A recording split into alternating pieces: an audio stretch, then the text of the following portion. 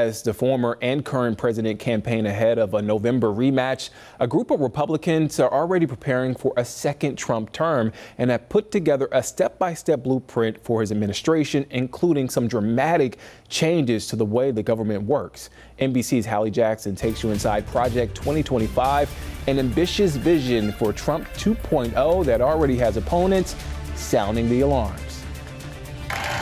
The blueprint for a second Trump term? It may be this document, more than 900 pages long, outlining big changes to government as we know it. If we don't win, this country is finished. Making a splash everywhere from Congress. Project 2025 is a far-right manifesto. To TikTok. Project 2025 likely isn't going to happen. Making a stir among progressives. It is a 900-page blueprint for an authoritarian takeover. Oh, just the right's blueprint for reshaping America. Project 2025, the brainchild of former Trump officials and conservative think tank The Heritage Foundation. Weaponized conservatives ready to do battle against the deep state. That battle plan outlining several key proposals, including a federal government under much tighter presidential control.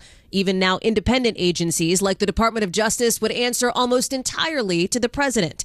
It's a controversial idea known as unitary executive theory that would streamline decision-making and potentially replace many career civil servants with political appointees presumably loyal to Mr. Trump.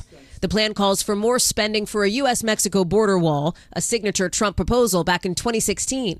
Build that wall. More federal power to control immigration and increased fees for the immigrants allowed to stay. On this side of the border, big cuts to corporate taxes and income tax for America's highest earners, cuts to federal investments in renewable energy and carbon reduction goals, and more fossil fuel and energy production.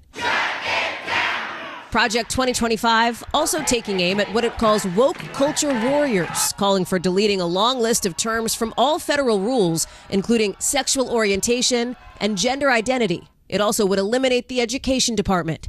It's not uncommon for think tanks to create wish lists for governments in waiting, but with the race for the White House basically deadlocked, Democratic opposition to the plan is ramping up against what Congressman Jared Huffman, behind the Stop Project 2025 task force, calls a dystopian plot. I think what troubles me the most is just the explicitness of the extremism. We've never seen them talk in this kind of a swaggering, explicit way about basically gutting our democracy. They're doing it now, and the people who are saying these things are the most inner circle leaders of Donald Trump's political world. Those behind Project 2025 accuse Democrats of fear-mongering. This really would tee up an incoming administration to achieve more than we've ever seen under a conservative president before.